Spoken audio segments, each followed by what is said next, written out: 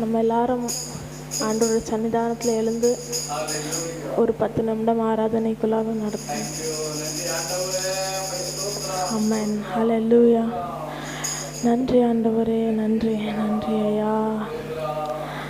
அப்பா, இந்த நேரத்திலையும் ஆண்டவர் நம்முடைய வாழ்க்கையில் எவ்வளோ நன்மைகள் செய்திருக்கிறார். ஒரு விஷயம் நம்முடைய வாழ்க்கையில் செய்த நன்மைகள் எல்லாத்தையும் நினைவு கூர்ந்து நன்றியுள்ள இருதயத்தோடு அவருக்கு நன்றி செலுத்துவோம்.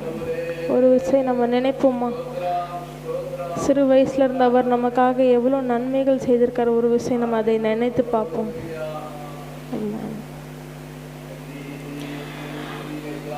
ஆமென்.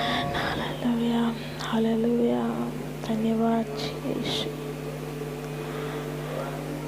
ஆமென். எத்தனையோ காரியங்கள், எத்தனையோ ஒரு விபத்து நம்ம வராதபடிக்கு நம்மளை காத்து நடத்தின தேவன்.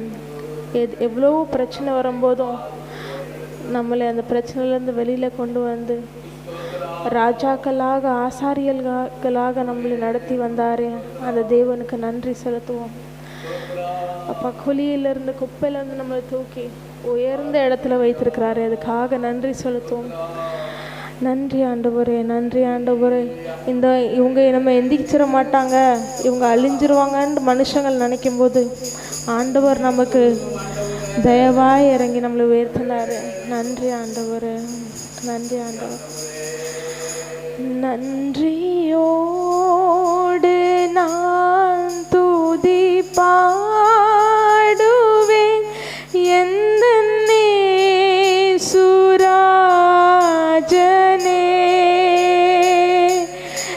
எனக்காய் நீர் செய்திட்ட நன்மைக்கா என்றும் நன்றி கூறுவேன். நன்றியோடு நான் துதி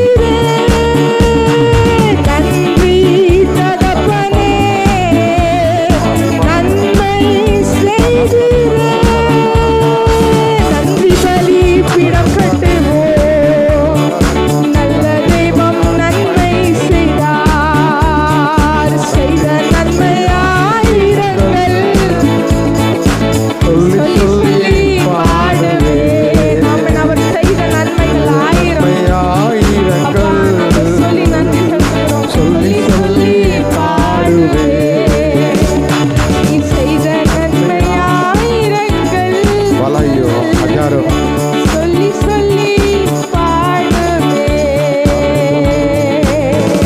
நாம் கரங்களை உயர்த்தி அவர் செய்த நம்முடைய வாழ்க்கையில் செய்த நன்மைகள் ஆயிரங்கள், அதை சொல்லி சொல்லி நான் உண்மை ஆராதிப்பேன்னு சொல்லுகிறவங்க மட்டும் கரங்களை உயர்த்தி நன்றி பலி பீடம் கட்டுவோம், நல்ல தெய்வம் நன்மை செய்தார். நன்றி பலி பீடம் கட்டுவோம், நல்ல தெய்வம் நன்மை செய்தார். செய்த நன்மை ஆயிரங்கள், சொல்லி சொல்லி பாடுவேன். எனக்கு செய்த நன்மை ஆயிரங்கள், சொல்லி சொல்லி பாடுவேன். நன்றி தகப்பனே, எனக்கு நன்மை செய்தீரே. நன்றி தகப்பனே, எனக்கு நன்மை செய்தீரே. அல்லேலூயா, அல்லேலூயா.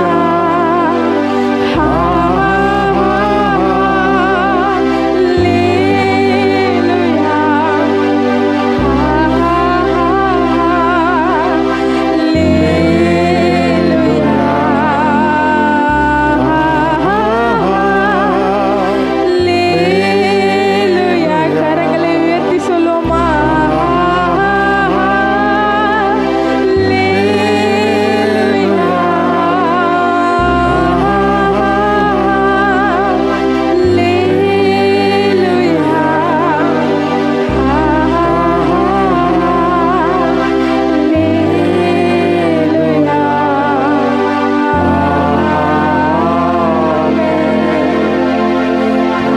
धन्यवाद। Thank you Jesus. Hindi Bible में मत्ती सुसमाचार में हाँ पढ़ो, எடுத்துக்கிடுமா 14 अध्याय 22 से पूरा पढ़ेंगे। तमिल में पढ़ेंगे, बोल पढ़ेंगे। यीशु का पानी पर चलना। तब उसने तुरंत अपने चेलों को नाव पर चढ़ने के लिए विवश किया कि वे उससे पहले पार चले जाएं, जब तक वह लोगों को विदा करे।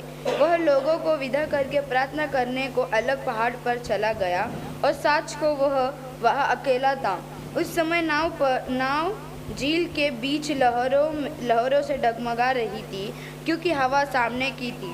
और यीशु रात को चौथे पहर झील पर चलते हुए उनके पास आया। चेले उसको झील पर चलते हुए देखकर घबरा गए और कहने लगे, यह भूत है, और डर के मारे चिल्लाने लगे। तब यीशु ने तुरंत उनसे बातें की और कहा, ढाढ़स बांधो, मैं हूँ, डरो मत। पतरस ने उसको उत्तर दिया, हे प्रभु, यदि तू ही है तो मुझे अपने पास पानी पर चलने आने की आज्ञा दे। उसने कहा, आ।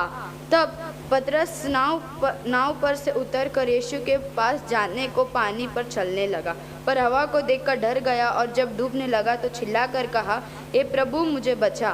यीशु ने तुरंत हाथ बढ़ाकर उसे थाम लिया और उससे कहा, हे अल्पविश्वासी, तूने क्यों संदेह किया? जब वे नाव पर चढ़ गए तो हवा थम गई। इस पर उन्होंने जो नाव पर थे उसे दंडवत करके कहा, सचमुच तू परमेश्वर का पुत्र है। वे पार उतरकर गन्नेसरत में पहुँचे। वहाँ के लोगों ने उसे पहचान लिया और आसपास के सारे देश में समाचार भेजा और सब बीमारों को उसके पास लाए और उससे विनती करने लगे कि वह उन्हें अपने वस्त्र के आंचल ही को छूने दे, और जिन्होंने उसे छुआ वे चंगे हो गए। आमीन। Hallelujah, hallelujah. पानी पे चलता है, भेड़ को चलाता है, शैतान भी कांपता है, ऐसा के नाम से शैतान भी कांपता है, यीशु के नाम